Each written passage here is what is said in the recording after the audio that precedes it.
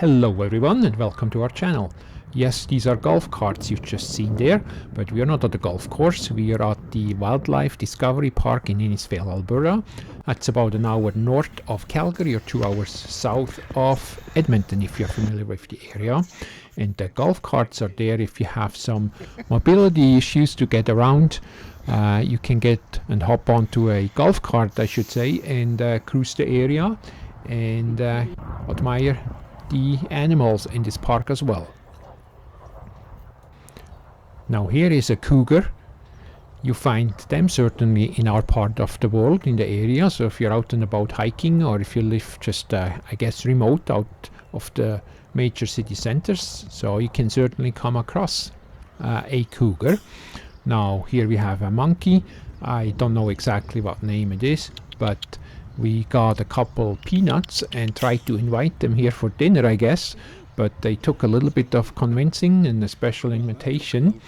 So finally they came over and we gave them some of the peanuts. And these peanuts, as I said, you can buy right on the side here. They have some peanut dispensers, and feed them some peanuts. Now you cannot feed all the animals, so please be aware of that, and also make sure you follow all the guidelines and safety measures and everything when you admire these animals and as you walk through the park.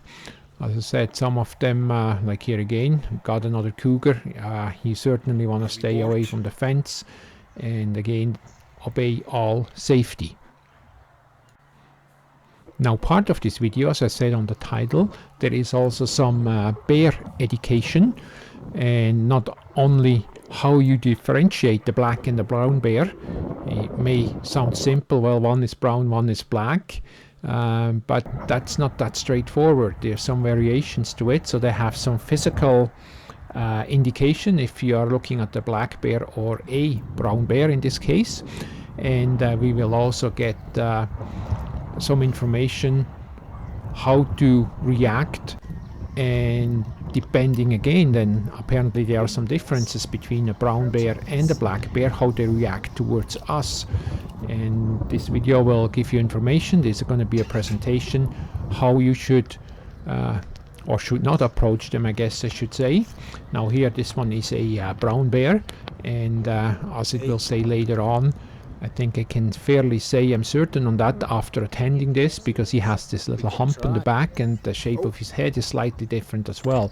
But I'm getting ahead of myself, so let's then listen in and see what they all have to say. And as I said, it also depends then how you react should you get in a situation if you're out and about and hiking. And again, this is certainly something you can find in our neck of the woods when you're out about. Now, I'm not sure, first of all I thought these are emus, but these are Rheas. I'm not sure if I completely butchered this. It's R-H-E-A, and they reminded me a bit of ostriches, although I guess a lot smaller, but there were some similarities with it. I guess I can say they're really big oversized chickens, if I can say that. But you also see these little gray plaques throughout the park that tells you what it is. Here we have some llamas in that case, and I guess this plaque just comes up here in a minute. It tells you the lifespan, where they are from geographically there, and a little bit of a description. So some are green, some are yellow. And we move on is a deer. We certainly have plenty of them in our area as well in the wild. And here is a bear. I think it's a black one. Well, I just go by the color because I can't make out anything else. And here is a brown one, and it's like, hey, what are you looking at? Guess I startled him a little bit. But here we are, and getting into the education here shortly. I think this one is a bit bored playing around with his water bucket and is gonna make a heck of a mess, and here we go. Now what, huh? I also want to mention this is a wildlife park, and the handler and the people interacting with these animals, they are trained professionals, and also in this case the bears, they are They're wild, but they're not really wild, as they live in a park and have been rescued from somewhere. So by no means ever approach a bear or anything wildlife for that matter when you're out and about. What other mayhem he can create. So this presentation is going to start, so let's listen in. And we have Piper right next door, are just 3 years old this year. They came to us from a facility in the States. Unfortunately, it was forced to shut down.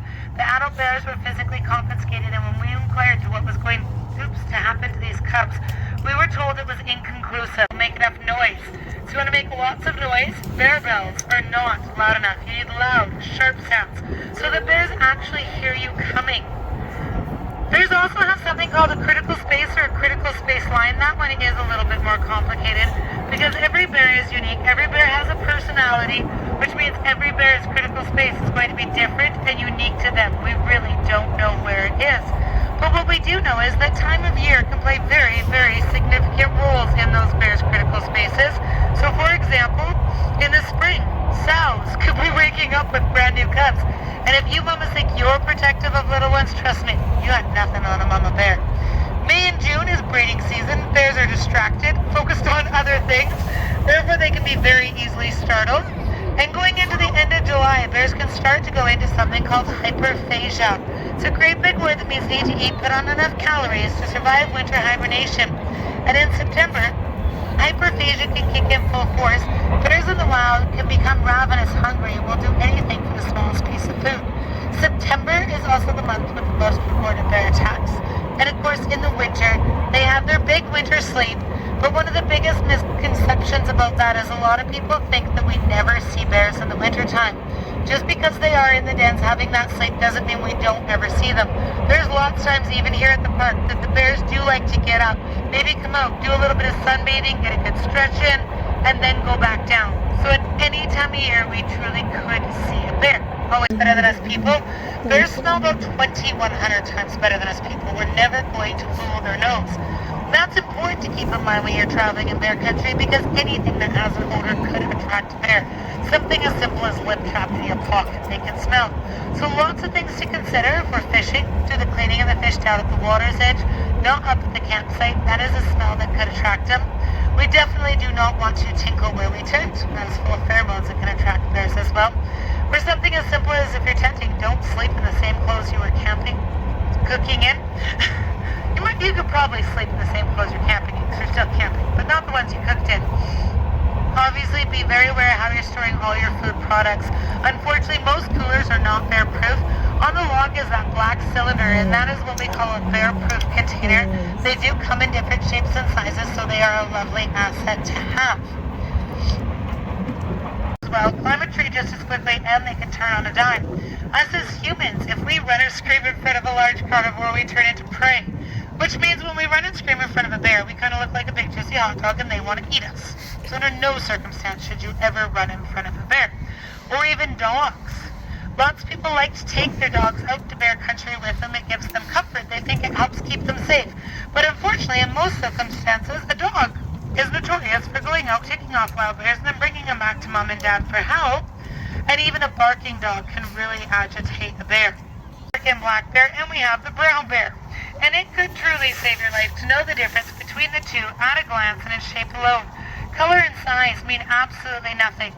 So when we talk about size, yes, boss here is a fairly big boy and he is a brown bear, but you might notice right next door, Piper is quite small. Black bears. That black bear right there actually weighs more than this big boy here does.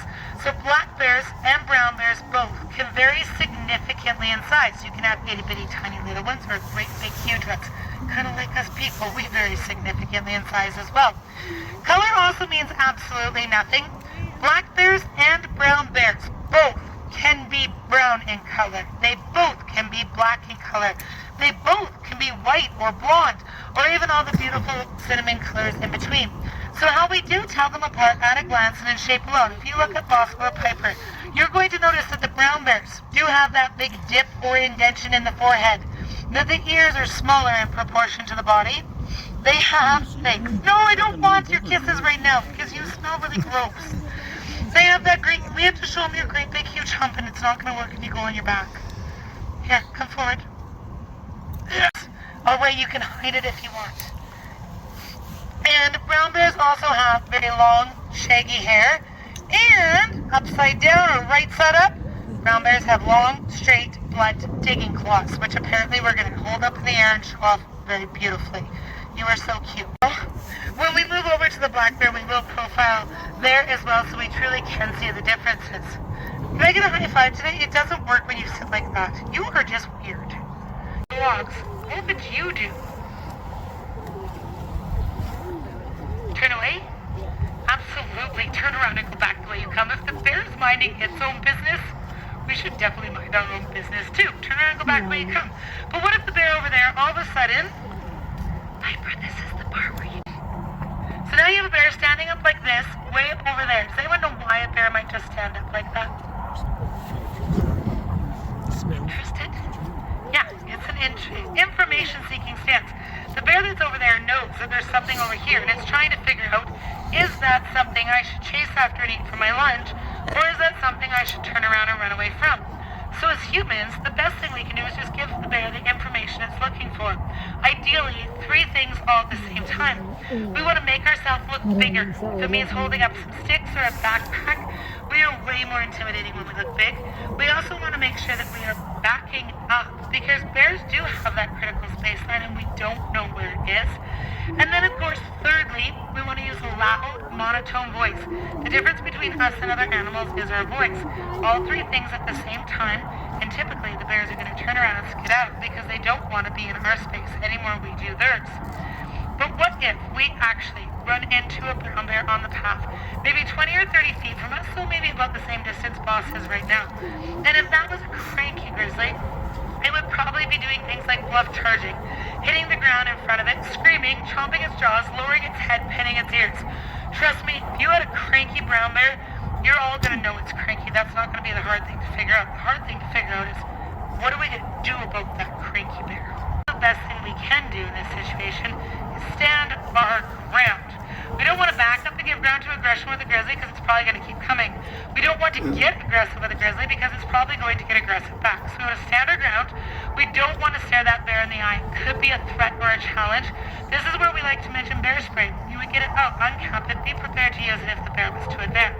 Bear spray does have a 20 to 30 foot range, forward a 5 to 10 foot fog on the end. It is not the end-all be-all of bear safety, but statistically, it is proven to be 98% effective when used properly. The key word is used properly, so a few really important tips about bear spray. 1, when you purchase it, it comes with a zip tie around the cap. You want to make sure you're removing that zip tie so you can actually use your bear spray if you need to. 2, bear spray is not bug spray. You cannot spray this stuff all over the place and expect that it will actually keep a bear away. In fact, bears love the smell of bear spray really, really quickly and really, really effectively. Now, if everything goes wrong and you are physically being mauled by a brown bear, does anybody know what you're supposed to do? Yeah, the idea is to play dead, so you can either lay flat on your tummy or curl up in a ball.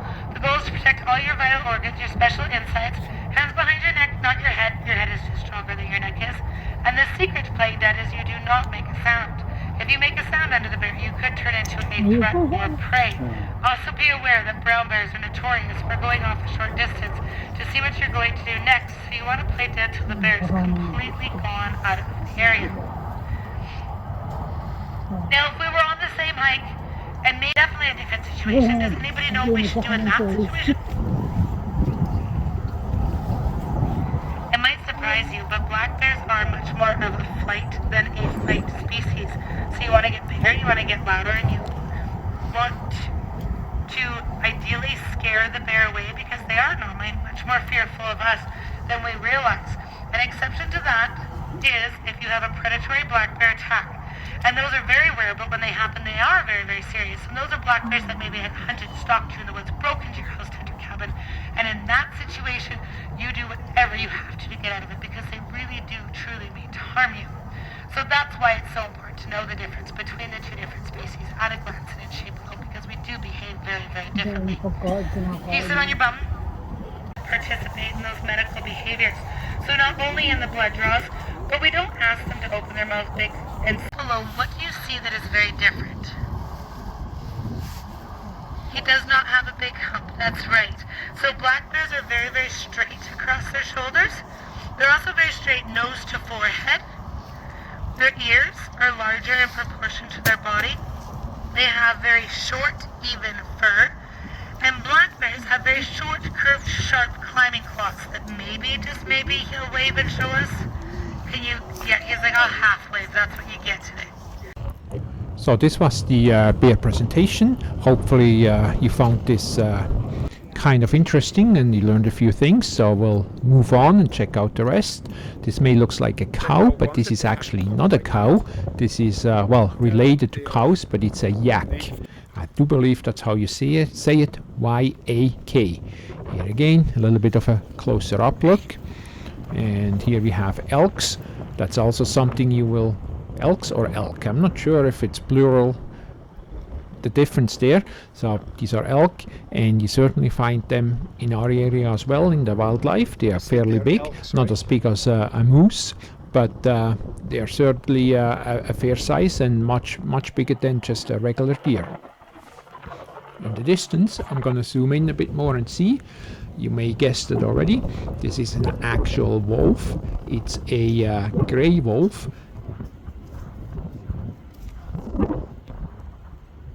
Again, something you can find, although very elusive in our area as well, in the wild. If you're out and about hiking or you drive to some remote roads, you may come across some of them. Here again, grey wolf. If you want to read it up, you can just pause it. Gives you also an idea where you find them in all the places in the world. And here this may get a little bit grainy and foggy looking because I zoomed in, and the problem is, of course, then I kind of get the fence in between, and then the camera kind of focuses on the wrong thing. Saying hello to a camel here. Spend a few minutes interacting. Just laying here, minding its own business. Here we have a, I think it's probably a baby cougar, but not 100% sure. Again, these are professional handlers with these animals, so do not approach any wildlife and try to interact with it, period. Here we are watching a little bit of a lion's display. I have two lions here, male, female, and they are throwing them some meat as well, cubes of meat, while they explain a few things about them. And apparently it's quite the art and something they had to learn, because that's really natural, catching it when they throw these meat cubes over the fence. And you will see here shortly a couple pictures how this works. Again, do not attempt or do not try to feed or anything like that. So that might surprise you, but this act of throwing the meat over the fence is actually something we had to practice, because these lions had to learn to open their mouth and catch the meat when we throw it in its mouth. It is actually very, very difficult. And you can see that if Zendaya is not going to get it in her mouth, she does use that big paw.